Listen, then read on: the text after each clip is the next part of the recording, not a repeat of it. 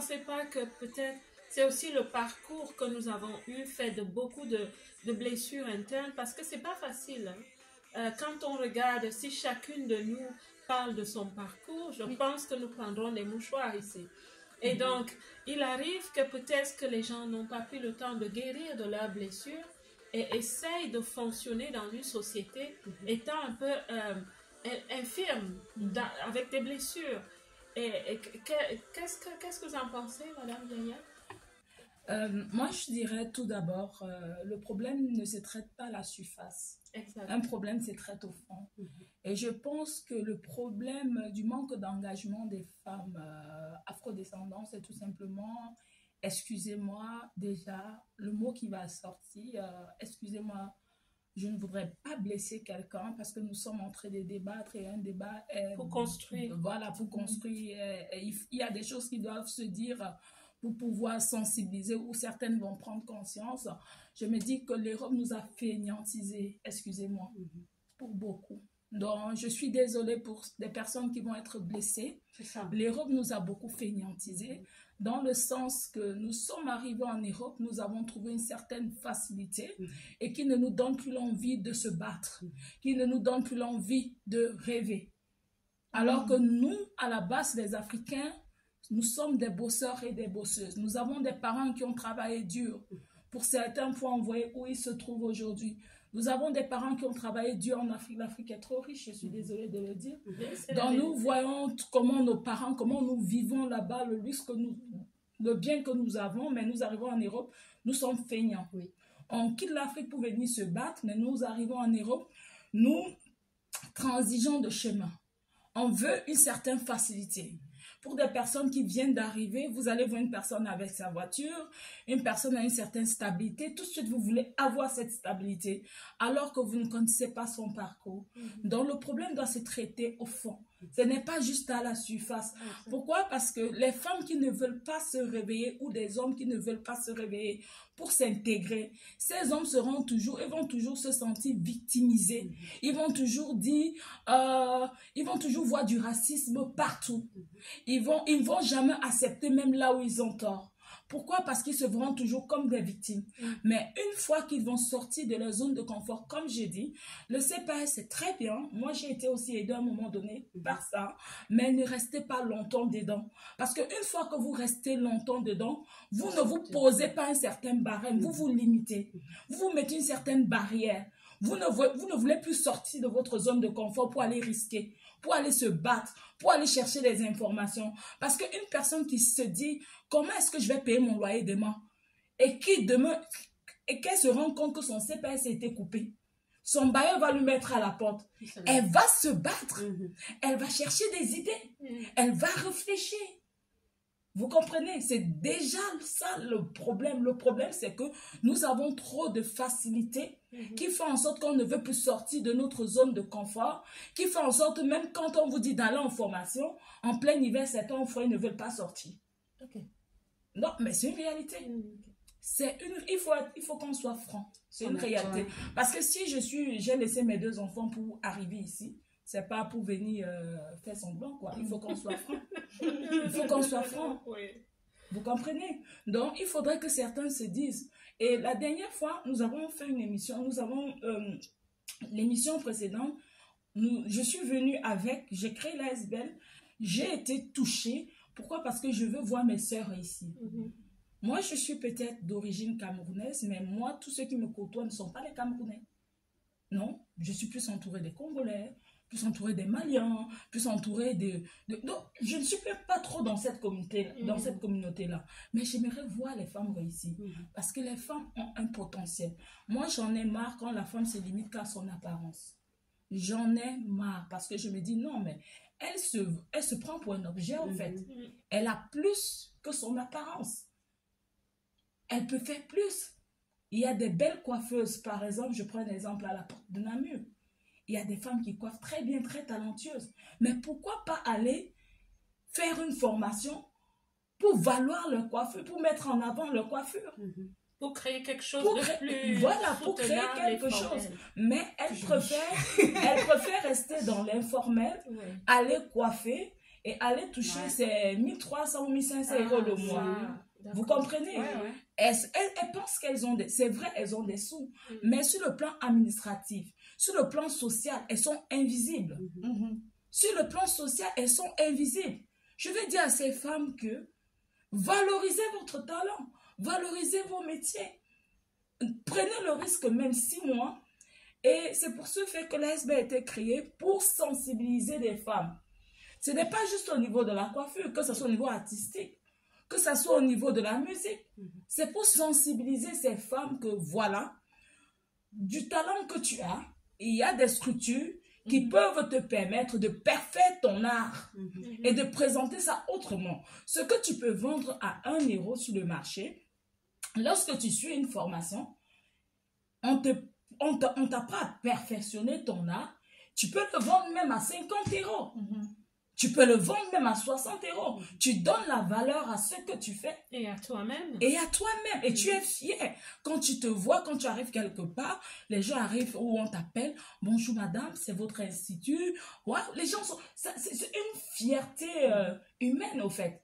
Je pense que nous devons nous réveiller, nous devons se dire, voilà, pour qu'on arrête, si tu ne veux plus qu'on te prend de haut, si tu ne veux plus te sentir mal à l'aise quand tu arrives dans certains départements, dans certaines administrations, dis-toi qu'il faudrait que je travaille.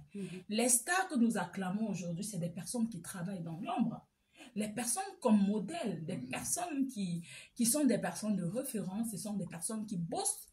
Et on voit les fruits. Et on voit des fruits. Oui. Aujourd'hui, il y a la radio Mara. À une certaine époque, il n'y avait pas des radios qui permettaient à la diaspora de mettre en avant ses idées. Mais aujourd'hui, il y a une telle radio. Des personnes peut-être vont écouter, zapper, non. Qui prennent, qui notent, qui se disent, mais non, pourquoi pas, il y a des femmes qui passent. Oh là, il y a des associations. Il faut s'informer. Sans l'information, à l'époque, on cachait l'information que dans un bouquin. Mais là, maintenant, tout est médiatisé. Ce n'est plus comme à l'époque. Maintenant, les réseaux sociaux, le média a pris le dessus. Là, on parle, ce n'est plus écrit. Là, nous sommes en train de causer. Nous sommes en train d'avoir un dialogue. Là, c'est facile à l'entendre. Tout le monde peut l'écouter. Tu n'as pas besoin de me dire, je ne sais pas lire ou je sais lire. Tu écoutes ce qu'on dit. Donc, je t'ai dit, si tu veux changer ton statut, tu peux garder tes allocations de chômage, comme je l'avais dit la dernière fois, tes allocations de CPS, ou c'est ta mutuelle, tu peux tester un projet en restant toujours avec les avantages sociaux. Cela te donne la possibilité de voir si, effectivement, dans ce que je veux faire, est-ce que je pourrais y arriver? Il y a la possibilité. Et il y a la possibilité, ça ne sert à rien de rester au CPRS, rester dans les logements où vous payez 1000 euros, vous payez 800 euros, alors que vous pouvez acheter. Alors qu'en travaillant avec une fiche de paie, avec une certaine stabilité, vous pouvez acheter votre appartement. Nous sommes sur la radio Mara FM, une radio de culture africaine ici à Bruxelles. Autour de notre table, nous avons des leaders, des femmes d'Afrique qui sont en Europe, des femmes très bien intégrées au point où elles ont pris leur vie en main, pas seulement leur vie, mais la vie de plusieurs autres parce qu'elles pensent qu'elles ont quelque chose à apporter aux autres. Et en ce moment, nous parlions de la responsabilité que nous avons à devenir la meilleure version de nous, à porter notre valeur, parce que les pays qui nous accueillent attendent aussi notre contribution. Et Madame Sako, parlant de responsabilité de la femme, est-ce que vous pouvez nous dire, nous parlons vraiment de la femme afrodescendante qui est dans un pays étranger. Comment prend-elle sa responsabilité? La dernière fois, je vous ai nommé une boule de feu. Ça, c'est vous. Mais maintenant, toutes ces autres femmes qui ont du mal, comme disait Madame Diania, qu'est-ce que vous pouvez leur conseiller? Comment est-ce qu'elles peuvent se prendre en main? Des petites astuces comme ça. Comme ma sœur a dit, déjà, quand on arrive dans un pays qui n'est pas le sien, c'est parce que tu l'as choisi. Tu n'es pas venu par hasard. Personne ne t'a conduit ici et t'a laissé ici et partir. Tu l'as choisi. Alors, savoir d'abord pourquoi on est venu. Quand on est venu, on connaît l'histoire, c'est pour chercher une vie meilleure.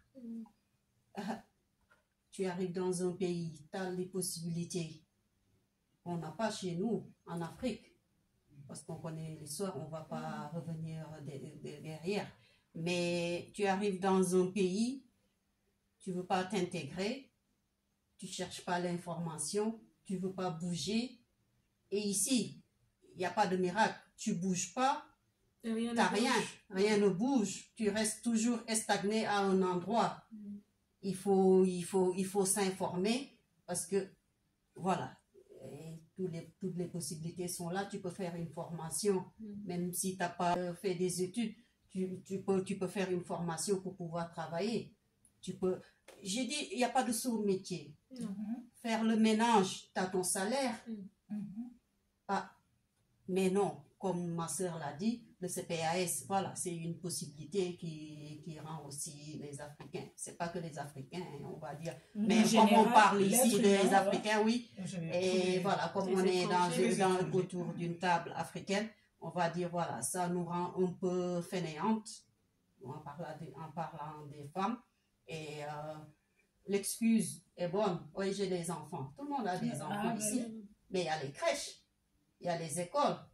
Le matin, c'est ce qu'ils disent. Celles qui disent j'ai des enfants, le matin, elles conduisent les enfants à la crèche ou à la maison. Et c'est elles qui ont la première place à la crèche. Elles conduisent leurs enfants. Qu'est-ce qu'elles vont faire la journée? Moi, je ne saurais pas rester comme ça. Voilà, pour moi, c'est un peu ennuyant. Ici, si tu veux t'en sortir, tu t'en sortiras. Je l'ai toujours dit. Fais ta formation, va de gauche à droite, cherche l'information. Et si tu veux faire quelque chose, tu feras. Tu commences petit et tu arriveras grand. Mais ne pas tout de suite vouloir être grand et voilà. Là, voilà, ça sera le sens contraire. Il faut être un peu patient, savoir pourquoi tu es ici, savoir ce que tu veux et te dire que voilà, un jour, voilà, je m'en sortirai. Et vouloir s'en sortir aussi, hein. Il faut le vouloir. Il faut le vouloir. Si on le veut, on le peut.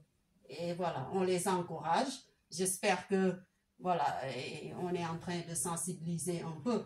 Et maintenant, il y a beaucoup d'associations où, avant, on n'avait pas ça. Hein. Comme elle l'a dit, avant, on ne l'avait pas. Mais maintenant, il y a des associations qui se forment. Il y a voilà, tu peux toujours trouver quelque chose ou quelque part où t'informer.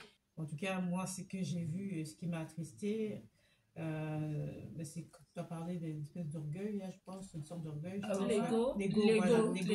L'ego, et ça, c'est vrai que c'est terrible, hein, l'ego. Moi, j'ai plutôt côtoyé des femmes qui étaient mariées. Parfois, elles sont quelque part enfermées dans des traditions, des valeurs, des choses qui fait que elles sont maintenues dans leur système, dans leur zone de bulle. Voilà, donc ça, c'est une réalité. Et donc, quand tu es quelque part, il faut trouver quelque chose à faire. Si je peux donner un conseil à quelqu'un qui va écouter cette émission et qui est dans cette situation, et peut-être celui qui écoute cette émission et qui vit dans cette situation-là, c'est peut-être le moment de te réveiller, c'est peut-être le moment de chercher l'info, c'est peut-être le moment de savoir comment fonctionne ce pays. Tu étais resté enfermé pendant longtemps parce qu'il y a des systèmes qui font, enfin, je veux dire, il y a des traditions, des situations qui font les engagements. Moi, je me sens africaine, je suis citoyenne du monde avant tout, comme j'ai toujours dit. Si tu es aussi, par exemple, d'origine africaine, entre guillemets, c'est aussi des situations que je peux comprendre. Mais sache qu'en allant suivre l'information, ça va te permettre d'avoir l'info pour savoir comment faire certaines choses. Et je me retrouve aussi par rapport à certaines femmes qui n'ont pas de nationalité ou qui sont en procédure de nationalité, et on les laisse comme ça. Mais si tu étais sorti, tu aurais su. Tu aurais pu voir qu'il y a une loi et une législation pour des cas comme ça. Et je dis ça en connaissance de cause. Et ça, je parle vraiment à ces personnes-là. Moi, je n'ai pas la prétention de juger les situations des autres, mais je parle de faits qui sont là, que j'ai pu remarquer. Et parfois, les femmes, elles ont droit. Hein, je crois que j'ai mis je pense que les documents que j'ai mis ici, elles ont droit. Elles ont droit à quelque chose parce qu'elles ne sont pas en Afrique, justement. Mais justement. Alors, elles ont droit à cette chose, mais comme elles sont ignorantes, elles ne pensent pas qu'elles peuvent bénéficier d'une situation qui est toujours à leur avantage. Parce que, comme tu dis, si tu as valorisé ta beauté pendant X ans, elle ne dure pas longtemps. 15 ans, 20 ans, après, on t'exploite. Mais si tu avais ton intelligence, ici, on est dans un pays matérialiste aussi, juridiquement parlant. même le mariage ne couvre plus. C'est le moment de sortir de ta zone de confort, que tu crois que c'est une zone de confort, mais j'appelle ça une prison dorée, et donc je connais la chanson puisque j'ai vécu dans cette prison-là. J'ai été bien gavée, et alors donc ça somnole, psychologiquement parlant, ça somnole, on se connaît bien, un peu comme la chaleur ici, on se connaît bien et ça fait dormir. Mais je te l'invite, parce que nous on est là des femmes qui avons goûté, je vais dire, j'ai quand même goûté un peu de l'Afrique, je te dis de sortir de là pour que tu puisses prendre ton destin en main, celle de tes enfants et celle de ta famille. Et parfois, sache que ta décision peut impacter ta famille, peut impacter la situation difficile, je dis bien, que tu vis pour l'instant avec tes enfants et ta famille. Ça, c'est dépend de toi. C'est ta responsabilité. Waouh! Écoutez, ça, c'est des pépites en or. Nous espérons que les personnes qui écoutent seront touchées. Nous espérons que tout ce qui a été dit autour de cette table, que ce n'est qu'un début, parce que quelque chose me dit qu'en 2025, on devra revenir autour de cette table. On sera encore plus nombreuses. Voilà, autour de cette table pour continuer à édifier et pour continuer aussi à parler de nous-mêmes et à présenter ce que nous avons, les invités, ce que vous avez à proposer aux autres, parce que quand on parle leader, on parle de quelqu'un qui fait quelque chose effectivement. Donc nous allons vers la fin de cette émission. Je vais vous donner la possibilité de parler de 2025. Qu'est-ce que vous avez à proposer? Qu'est-ce que les gens peuvent trouver chez vous? Vous êtes entrepreneur, vous organisez vous avez des activités. Je commencerai par Madame Sako. Je souhaite commencer par Madame Sako. C'est quoi votre activité? Comment est-ce qu'on peut vous retrouver? Parce que nous souhaitons envoyer un maximum de personnes visiter votre nouveau salon de coiffure. En fait, c'est votre collègue.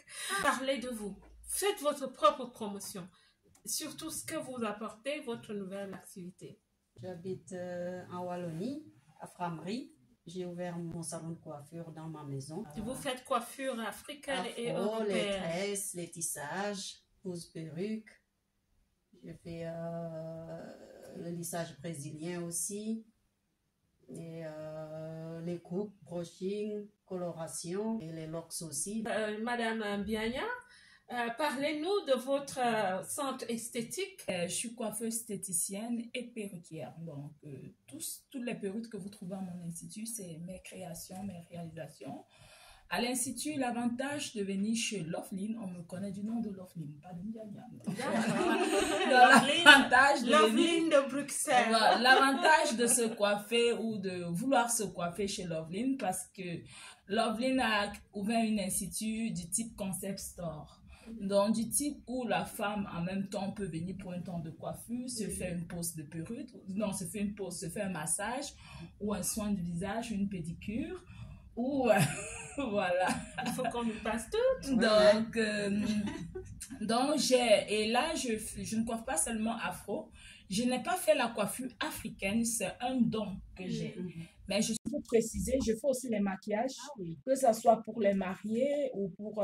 je fais un patch. C'est bien. Si c'est un mariage, je fais un patch et je peux me déplacer, mais c'est ça les cas. D'accord. Okay. Et Madame Malou, 2025? Écoute, je suis entourée des coiffeuses. Je me sens un peu... moi, en fait, c'est un programme Union des entrepreneurs qu'on fait. Sinon, j'écris aussi Women Action for Change, qui est un programme uniquement dédié aux femmes pour la prise des paroles et pour tout ce qui est informel en fait. Mais on travaille plusieurs aspects. On met aussi en exergue par exemple le digital, ceux qui veulent faire par exemple un profil ou un truc comme ça. Donc on va travailler avec d'autres personnes. C'est travail des collaborations, je ne suis pas seule. Et l'Union des entrepreneurs, nous faisons exactement tout ce qui est, c'est ouvert à tous, c'est ouvert à hommes comme femmes.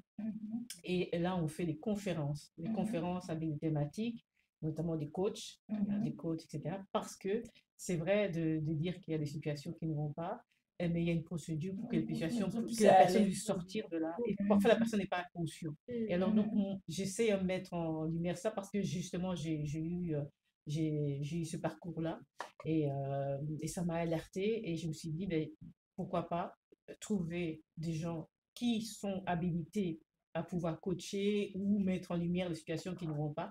Et alors, c'est aussi de l'entrepreneuriat parce que moi, je dis, voilà, je ne fais pas comme je l'ai dit tout à l'heure, je ne fais pas des réseautage, c'est venant des relations humaines parce que je trouve que les relations humaines, depuis la nuit des temps, ça a toujours guéri les gens, entre guillemets. Voilà, c'est pas les sciences de méditation, donc non, pas du tout, mais le dialogue s'impose d'elle-même par des conférences, par des échanges, et on a un petit dîner, un repas, etc. Nous avons un programme qui sera prévu le 22 février, notez la date, vous êtes les bienvenus en tout cas.